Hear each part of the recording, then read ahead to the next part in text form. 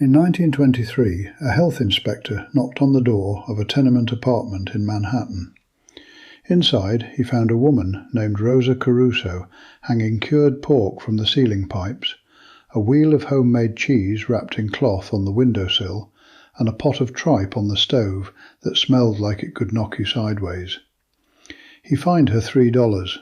She paid it and went right back to cooking. My name is Harold. I am 74 years old, and I want to tell you about the food that nearly disappeared. I grew up in Indiana.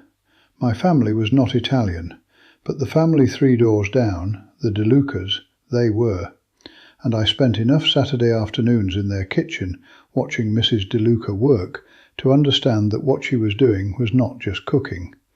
It was something older and more serious than anything I had seen in my own home. She was called unsanitary once by a neighbour. She smiled and kept stirring. Scientists and food historians are now circling back to these same recipes and calling them something different. Genius. Culturally irreplaceable. Some of the most nutritionally dense, microbiologically sophisticated food traditions ever carried to this country. Number 7 on this list was specifically banned by the New York City Board of Health in 1934. Number 3 violates FDA guidelines to this day. And number 1, the dish that anchored every Sunday table from South Philadelphia to Boston's North End, was called a public health hazard in 1952 by the same government shipping processed cheese in tin cans to school cafeterias. These 20 recipes did not disappear because they were wrong. They disappeared because America decided it knew better than the women who had been perfecting them for 500 years.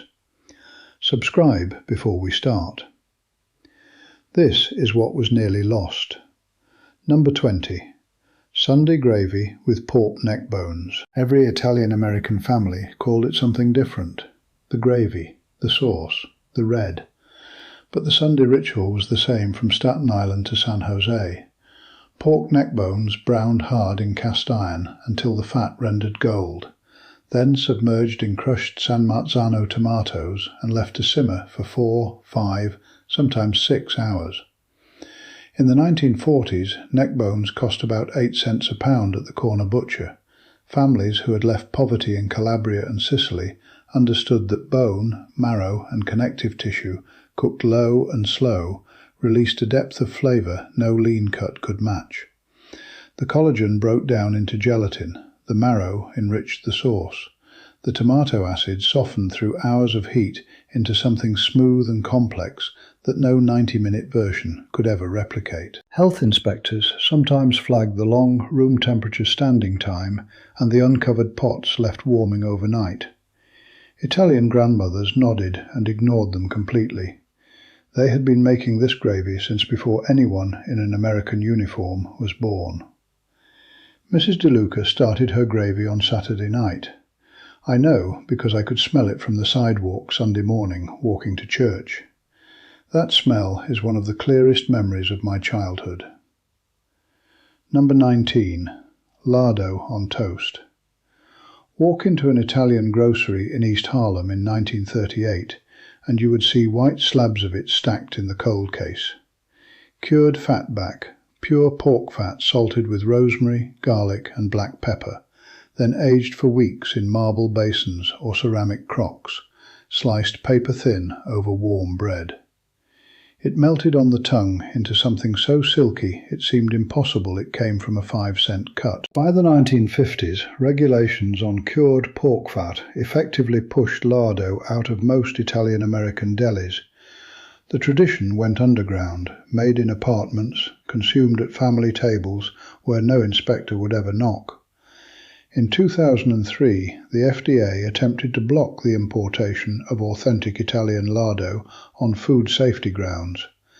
The outcry from food historians reversed the decision within months. The same product Italian grandmothers had been making in coffee tins in the Bronx was declared artisanal, imported at $30 a pound to Manhattan restaurants, and served on charcuterie boards. The women who made it in their kitchens for decades received no apology, no acknowledgement, nothing. Number 18. Brajol stuffed with hard-boiled egg. This was the dish that separated Sunday from every other day of the week. Thin slices of beef pounded flat, layered with breadcrumbs, garlic, parsley, pine nuts, raisins, and whole hard-boiled eggs, then rolled tight, tied with twine, and braised for hours in Sunday gravy until the meat turned dark and tender, and the egg inside sliced into a perfect golden spiral. When cut at the table, that cross-section revealed rings of white and yolk surrounded by seasoned beef. It looked like it required professional training. It required patience, a pound of bottom round, and knowledge passed from hand to hand across generations. Health officials in the 1940s were suspicious of eggs held inside cooked meat for extended periods. Brajol did not appear on restaurant menus. It stayed in kitchens where grandmothers knew that what they were doing was not dangerous. It was chemistry practiced long before chemistry had a name. Number 17. Ciccioli, fried pork fat cracklings. When a pig was butchered, nothing was wasted. The scraps of fat and skin left after rendering, lard, were pressed, fried again until crisp, and packed into crocks. Ciccioli were the byproduct of thrift, but they were also among the most intensely flavoured things anyone ever set on the table. Dense, salty, crackling between the teeth. They were eaten with bread or stirred into polenta. Italian neighbourhoods in Providence, Utica and Cleveland had butcher shops selling ciccioli by the bag through the 1960s. When industrial meat processing arrived and small butchers lost access to whole animals, ciccioli vanished almost overnight. You cannot make them without the scraps, and supermarkets sell no scraps. The tradition survived only in private kitchens, passed down by families who still knew someone willing to sell them the parts the packing plant called waste. My mother saved bacon drippings in a jar by the stove her entire life. She never called it anything fancy. She just called it not wasting. She would have understood ciccioli immediately. Number 16. Zuppa di tripe, tripe soup with tomato and mint. Friday was a meatless day in the Italian Catholic calendar, but tripe occupied a theological grey area that grandmothers exploited with considerable creativity. Clean tripe simmered for hours with tomato, onion, celery and fresh mint until silky and tender. It was the Friday meal that filled every seat at the table. The mint cut through the richness, lifted the broth, and transformed what smelled like an alley behind a butcher shop into something you could not stop eating. In the 1950s, Italian butchers on Arthur Avenue in the Bronx sold tripe daily. By the 1980s, as that generation aged and moved to the suburbs, the market collapsed. The last tripe butcher on Arthur Avenue closed in 1991. His daughter, who did not cook it herself, said people just did not want it anymore. What she meant was that the people who wanted it were gone, and nobody had bothered to teach the next generation why it mattered. This is the real loss of every dish on this list. Not that it was dangerous, but that nobody sat in that kitchen long enough to learn it before it was too late. Now here is what I find remarkable about all of this. The food these women were making relied on exactly the kind of microbial and enzymatic processes that food scientists now spend entire careers studying. They did not have the vocabulary. They had something more reliable. 500 years of accumulated knowledge about what worked and what did not, passed down through demonstration, not documentation.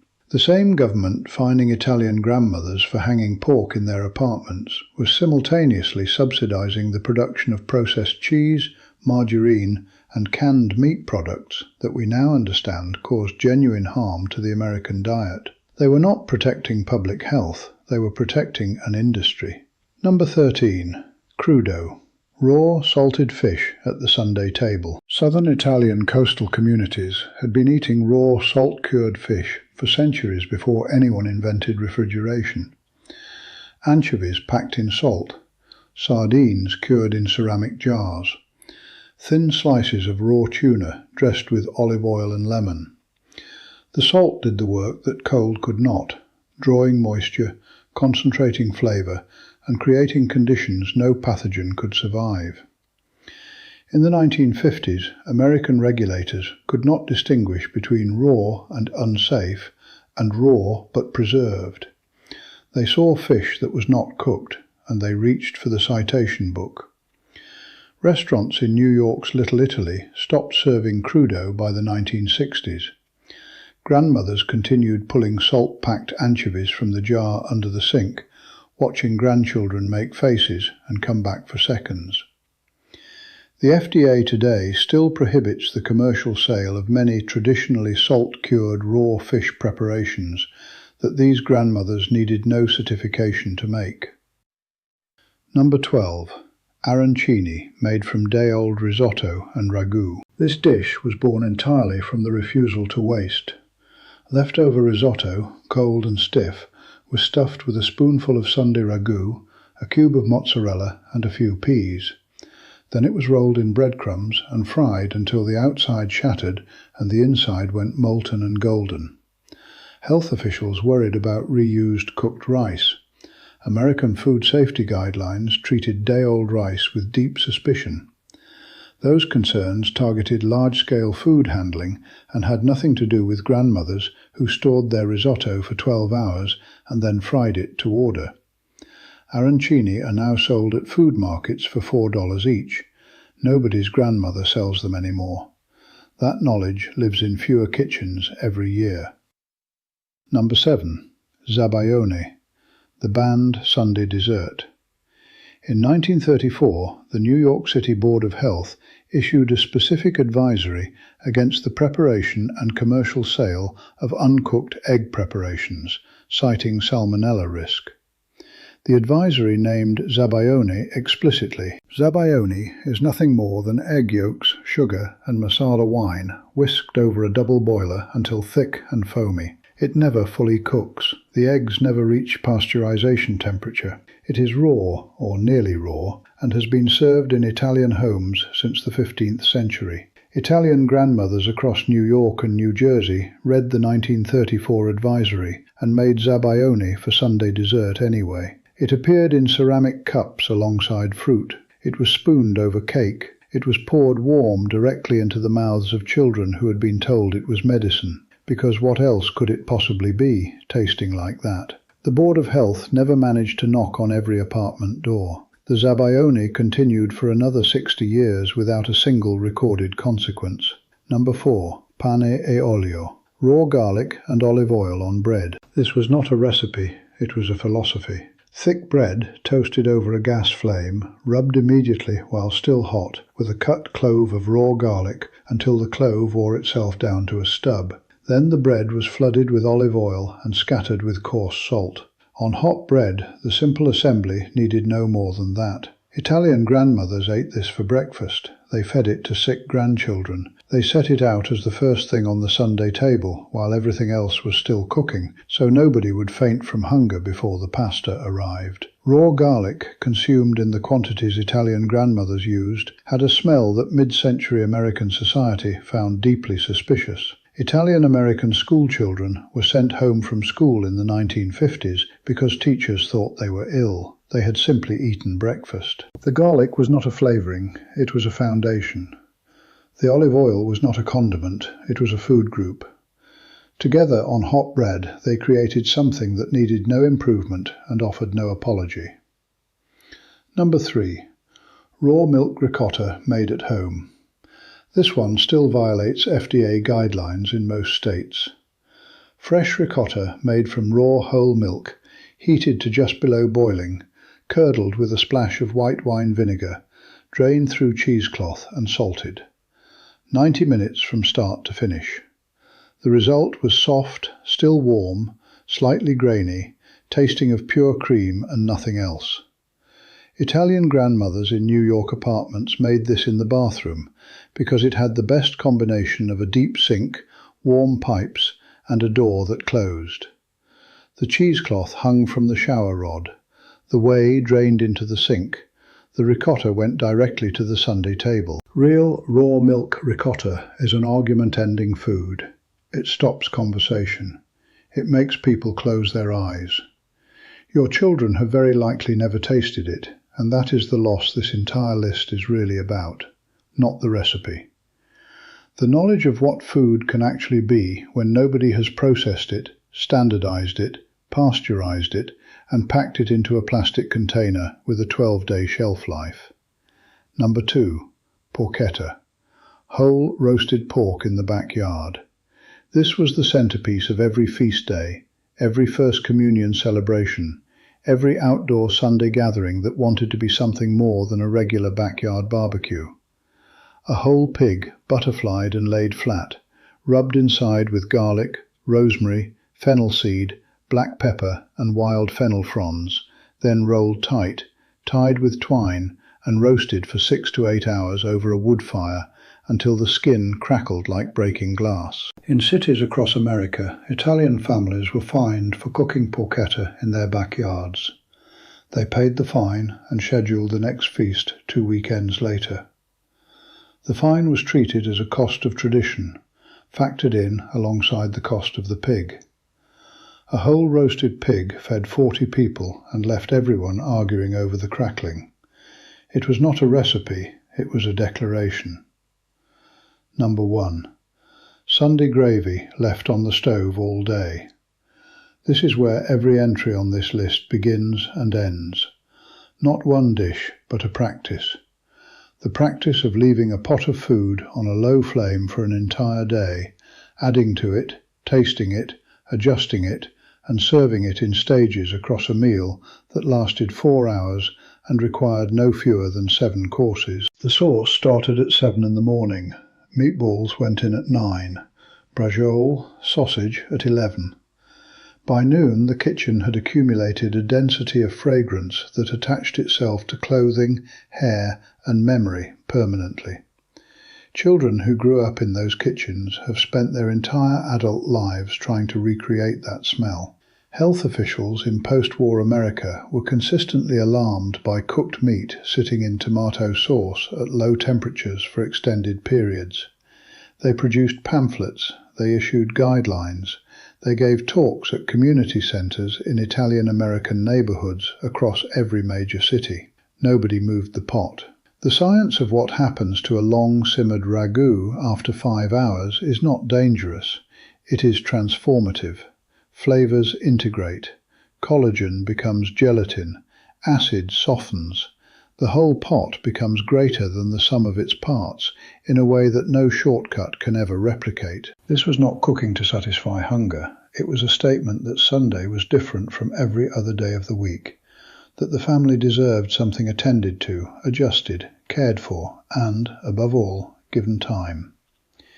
Italian grandmothers who arrived at Ellis Island with nothing, who were fined for their hanging pork and their raw eggs and their basement wine and their smoking backyard pigs, held on to their Sundays. The pot stayed on the stove, the gravy was made, the family sat down.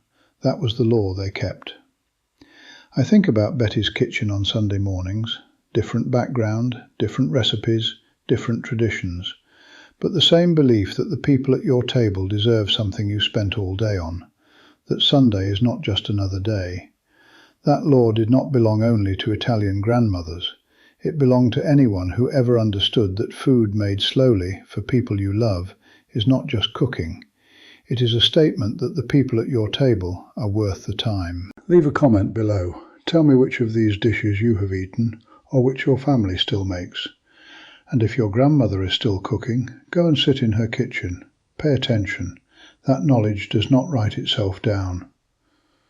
Subscribe. I will be here next week. There is a great deal more to uncover.